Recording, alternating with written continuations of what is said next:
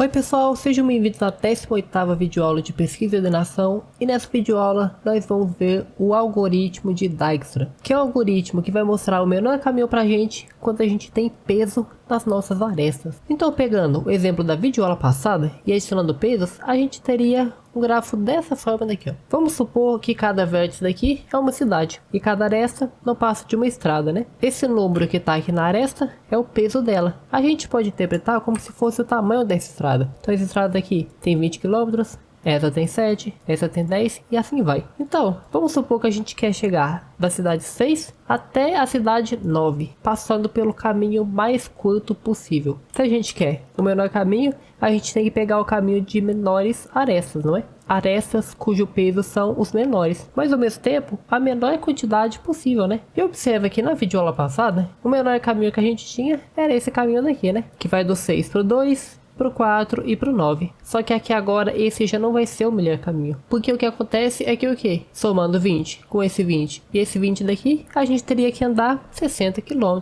né? Mas existem outros caminhos melhores, né? Como esse aqui, ó. Eu venho da cidade 6 para 2, da 2 para 1, da 1 para 3, da 3 para 8, da 8 para 5 e da 5 para 9. Esse caminho daqui, ó, ele gastaria o que? 54 quilômetros. A gente está pegando mais estradas aqui, né? Só que está pegando um caminho menor. Ou senão, poderia ser isso aqui, ó. 6, que vai pro 2, pro 1, pro 5 e pro 9. Esse aqui tá pegando caminho menor ainda, não é? 42 quilômetros. Mas então, como que a gente vai fazer o algoritmo entender isso e dar a resposta certa pra gente? Aí que tá. Para essa videoaula daqui, você tem que entender muito bem BFS. Porque o que a gente vai fazer aqui não é nada mais do que um BFS. A gente só vai fazer um BFS, só que a gente vai trocar a fila por uma fila de prioridade. É literalmente só isso. Fazendo isso, a gente já faz o algoritmo de Dijkstra. Então, o que eu poderia fazer? Eu poderia vir aqui no nosso algoritmo de BFS e fazer o quê? Simplesmente copiar tudo isso aqui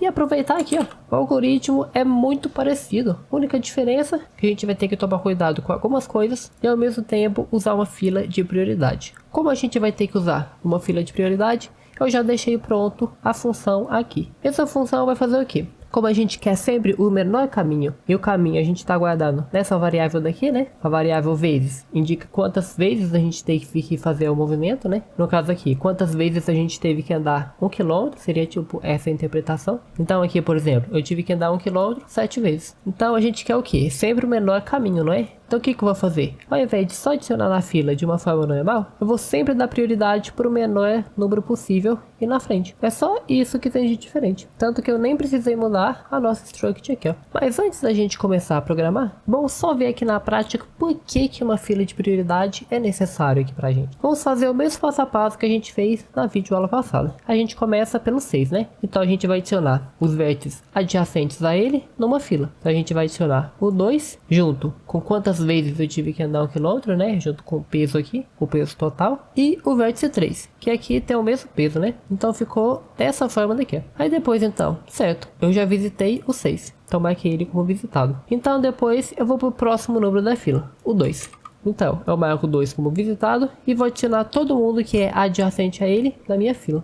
Então eu vou adicionar o 7, o 4, o 1 e o 3 de novo. Então vamos adicionar o 7 aqui, ó. Eu vou adicionar o 7 juntamente com quantas vezes eu tive que andar para ir pro 7. Então, eu tive que andar 20 para vir no 2 e 5 para ir no 7. Então, 25, né? E assim que a gente foi no 2, a gente já pode tirar ele da fila também. Depois disso, eu posso adicionar o 4, que aqui ele vai ter peso 40, já que eu precisei andar 40 km para chegar nele, né? E o número 1. Só que assim que eu for adicionar o número 1, o que acontece é que o quê? O peso do número 1 vai ser 20 mais 7, 27. 27 quer dizer que o quê? Para chegar no 1 é mais rápido do que para chegar no 4. Então eu vou adicionar ele sempre na ordem crescente para os pesos aqui, ó. Então o 1 ele vai vir aqui na frente do 4. E assim que é o funcionamento de uma fila de prioridade. Mesma coisa vale para o 3 aqui, né? O 3 ele tá com o peso 1, né? Do 2 até o 3. Então para chegar nesse 3 aqui eu precisaria andar 21 km. Então eu também vou adicionar o 3 e o 21 aqui embaixo. E novamente 21 é menor do que esses números aqui tudo. Então ele vai na frente de todo mundo aqui, ficando dessa forma aqui. Logo, acabou, né? Todos os vértices adjacentes ao 2. Então o 2 está pronto. Agora vamos para o próximo número da nossa fila, o 3. E assim vai continuar que nem o BFS. A lógica aqui segue a mesma, só que a diferença é que é uma fila de prioridade. Por isso que a gente precisa da fila de prioridade. Porque às vezes tem duas formas de chegar no mesmo caminho, aí a gente dá sempre preferência para o menor caminho. E aqui tem uma diferença crucial também para o BFS, que era o quê? No BFS, o primeiro número que eu adicionava já era automaticamente o caminho mais próximo para chegar até ele. Mas agora, no gráfico que tem peso, isso já muda. A história já é diferente. Vamos supor esse gráfico daqui, ó. Esse gráfico daqui. A gente quer saber o menor caminho do 6 até o 3. Então o que acontece? O 6 vai adicionar o 2 e o 3 na fila. Então o 2 vai ficar aqui na frente, porque para chegar nele é mais rápido. Enquanto o 3 vai ficar atrás. Aí, assim que eu chegar no 2, eu já vou poder tirar ele da fila e adicionar todo mundo que está adjacente a ele. Que no caso seria o 3, né? Que ainda não foi visitado. Só que assim que eu adicionar o 3, o que acontece? Eu estou adicionando o 3 na fila pela segunda vez. Só que essa segunda vez que eu estou adicionando o 3 é um caminho menor. É um caminho mais curto em relação à primeira vez que eu adicionei. É um caminho com 10 km, né? 7 para chegar no 2 e 3 para ir do 2 até o 3. Então essa diferença ela é crucial do BFS. O BFS, a primeira vez que eu adicionei, já é automaticamente o menor caminho. No Dijkstra, a segunda vez que eu estou adicionando, a segunda ou terceira, pode ser um caminho menor do que a primeira vez que eu adicionei. Então com isso em mente, a gente já está pronto para ir programar. Fazer só as adaptações necessárias para a função já ficar pronta. Então, toda a lógica permanece intacta. A diferença é que a gente vai adicionar numa fila de prioridade. Então, a gente vai usar a função de adicionar numa fila de prioridade. Uma diferença também é que esse daqui é quantos quilômetros demorou para chegar no vértice, né? Então, de um vértice para o outro, não vai demorar só 1 quilômetro a mais. Vai demorar quantos quilômetros a mais? O peso que está aqui no vértice, né? Então a gente vai ter que pegar quantas vezes demorou para chegar no vértice atual e somar com o caminho do vértice atual até esse vértice daqui que a gente está adicionando na fila. E aqui, essa parte daqui que é crucial que a gente remova. O que isso daqui está falando? Se alguém já adicionou, se já tem uma forma de você chegar para esse vértice, quer dizer o quê? Que alguém já adicionou você na fila. Então não adiciona de novo. Só que nesse exemplo que a gente viu aqui, essa vez que ele adicionou de novo é a vez que a gente vai usar. Então a gente precisa que ele adicione de novo. A gente não pode tirar as repetições. A gente tem que deixar elas aqui. Como a gente tem que deixar as repetições, vamos apagar elas aqui. Mas se o nosso caminho? Aí a gente vai ter um problema, né? Vai ficar todos os vértices se for adicionando, vai sempre ficar substituindo aqui no vetor. E a gente não vai conseguir saber qual que é o caminho correto. Já que, por exemplo, aproveitando esse exemplo aqui, ó, vamos supor que é isso daqui, ó. É esse gráfico daqui. O caminho mais curto do 6 até o 3 é ir direto para ele. Só que o 2, nesse exemplo daqui, ele foi o último vértice que vai adicionar o 3, né? O 6 vai adicionar o 3 e o 2. Depois, o 2, ele vai adicionar o 3 na lista. E se a gente só deixar ele adicionar de qualquer jeito, o que acontece aqui é mostrar aqui, ó, o caminho para chegar no 3 é através do 2. Mas é mentira. A gente nem passou pelo 2, né, nesse exemplo aqui. O caminho mais curto é do 6 até o 3. Então a gente precisa fazer uma verificação aqui, ó. Sempre dá prioridade para os caminhos mais curtos. Então por isso a gente vai precisar do quê? Criar esse vetor daqui, ó. Esse vetor daqui, ele vai ter os pesos ou as distâncias. Você pode chamar do que você quiser. Aqui nada mais é do que a soma dos pesos. Ele vai sempre dar prioridade também para a menor soma de pesos existentes. Ou seja, para o menor caminho, né? Então, para inicializar ele também, junto com caminhos visitados, eu coloquei ele nesse for daqui, ó. Ele vai estar inicializando todo mundo. Logo depois que o peso está inicializado, o que acontece? A gente vai verificar aqui, ó. Se o peso do vértice que a gente está adicionando na fila aqui é maior do que o caminho que a gente está adicionando aqui agora, o que isso quer dizer? Que a gente achou um caminho menor, né? Esse daqui é o caminho salvo. Se o caminho salvo é maior do que o caminho que eu acabei de encontrar, quer dizer que o caminho que eu acabei de encontrar é o menor caminho, né? Então o que eu vou fazer? Falar que esse caminho daqui agora é o melhor e ao mesmo tempo colocar aqui, ó, o menor percurso que eu achei é esse daqui agora.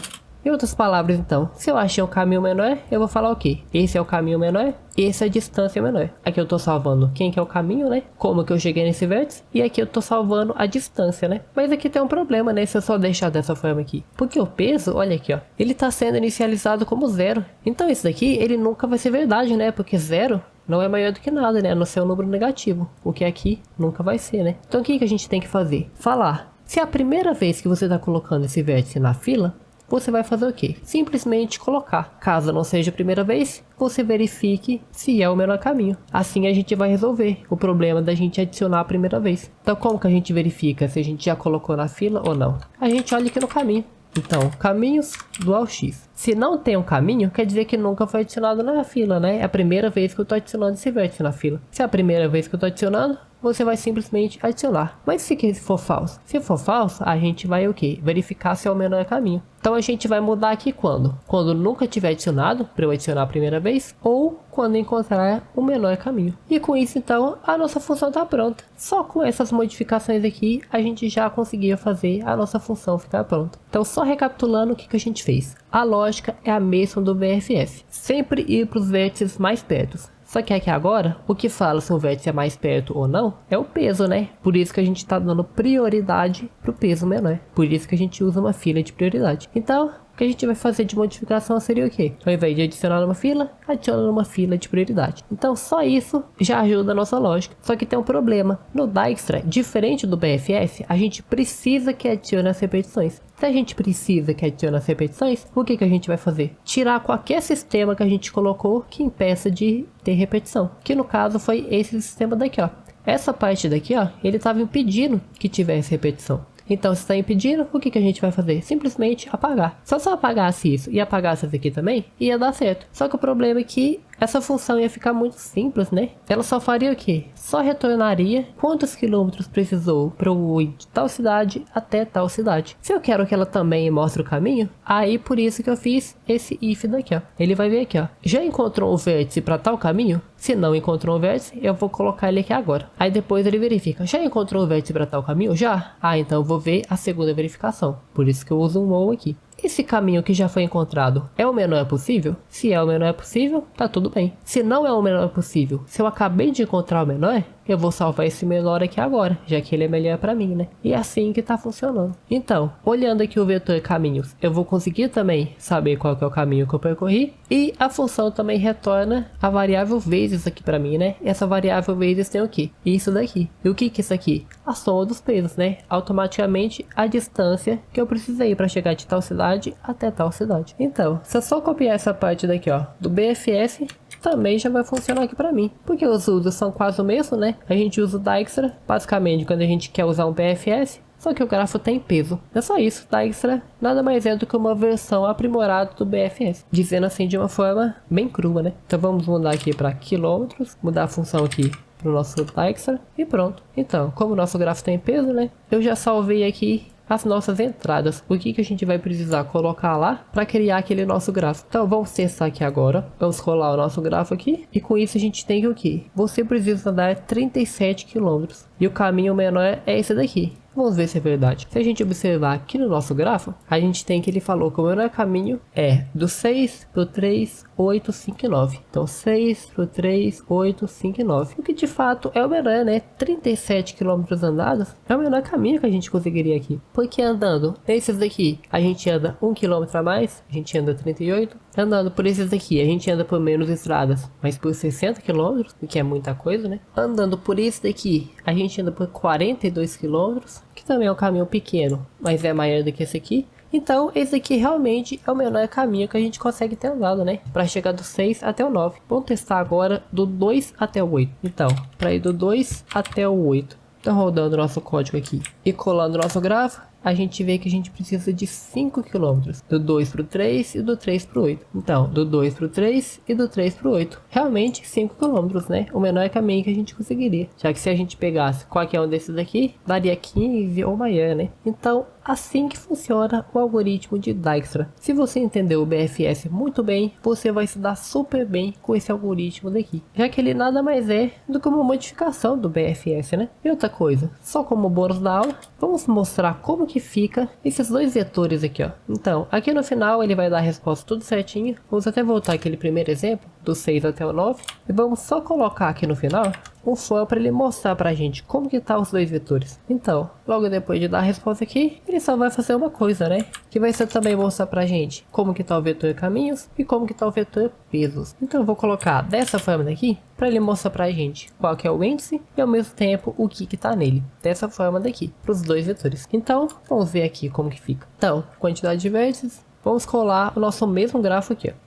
Então, certo, você precisa andar 37 km, mostrou o mesmo caminho, tá tudo certo. Agora, olha aqui que interessante. Esse vetor daqui, ó, ele tá mostrando o que pra gente? Os menores caminhos para chegar em tal vértice, partindo do 6. Ele não faz isso só para o 9, ele faz para qualquer vértice. Então, se eu rodasse o Dijkstra uma única vez, eu conseguiria saber qual o menor caminho de todas as cidades a partir do 6. Então, para chegar no 7, por exemplo, o menor caminho é indo através do 2. Então, o 2 indo do 6. Então, para chegar no 7, o menor caminho é esse daqui, ó. Indo do 6 até o 2 até o 7. O que de fato é verdade, né? Mas vamos ver aqui, ó. O menor caminho do 7 envolve 25 quilômetros. Que também é verdade, né? O menor caminho do 7 envolve 25 km, já que é esse daqui o menor caminho, né? Isso para qualquer vértice, ele salva para todos os vértices. Então, se você quiser, você pode rodar o Dijkstra uma única vez e verificar. Por exemplo, se um exercício ele pedir qual a menor distância do 6 para o 1 e do 6 para o 9, você pode rodar o Dijkstra uma única vez que ele já vai deixar tudo salvo aqui, ó. Do 6 para o 9 é o que tá aqui, e do 6 para o 1 é vindo do 2 e do 2 para o 6. Então, o menor caminho é do 6 para o 2 e do 2 para o 1. Então ele salva todas as distâncias e todos os caminhos também. Mas nesse caso aqui, ele só salva por quê? Para ele chegar no 9, ele tem que percorrer todos os vértices. Não andar por todos, né? Mas ele precisa pelo menos investigar todos para ele conseguir salvar aqui. Mas se a gente colocar do 6 até o 2, por exemplo, aí isso já não vai acontecer. Porque olha aqui. Para ir do 6 até o 2, ele só passou pelo 6 e pelo 2, né? O 3 também, ele passou pelo 3. Só que o que acontece é que ele já chegou no 2 muito rápido. Nem deu tempo dele salvar todos os vértices. Então, se você quer fazer o Dijkstra uma única vez e já deixar salvo para o grafo inteiro, o que você pode fazer? Simplesmente tirar essa condição de parada daqui, ó. Essa condição de parada, ela tá fazendo o quê? Quando a gente chega no 2, você já para. É isso que ela tá fazendo. Então, se eu tirar essa condição de parada aqui e colocar para ele retornar o vezes aqui embaixo, ele vai fazer o quê? Até a minha fila ficar vazia. E com isso, então, ele vai fazer isso para todos os vértices. Encontrar o melhor caminho para todo mundo. A gente pode até fazer o teste aqui, ó. A gente tira essa condição de parada daqui e vai retornar depois que acabar tudo, né? Quanto que ele teve que andar para chegar até o final. Aí, fazendo essas modificações aqui, olha aqui como que vai ficar. Rodando o nosso código aqui da mesma forma, do 6 até o 2, a gente já teve o menor caminho para todo mundo aqui, ó. Ele já fez isso até a fila parar, ou seja, ele achou o menor caminho para todo mundo. E isso daqui não é exclusivo do Dijkstra. Acontece a mesma coisa com o BFS, já que o Dijkstra nada mais é do que um tipo especial de BFS, né? Então o BFS aconteceria a mesma coisa. Se eu tirasse essa condição de parada aqui e fizesse um array que salvasse a menor distância entre todo mundo, eu poderia rodar o BFS uma única vez, que eu saberia a menor distância do 6 para qualquer número do grafo. Mas então, essa foi a videoaula, espero que tenha dado para entender tudo. Qualquer dúvida, deixe nos comentários que eu vou estar tentando responder todo mundo e até a próxima videoaula.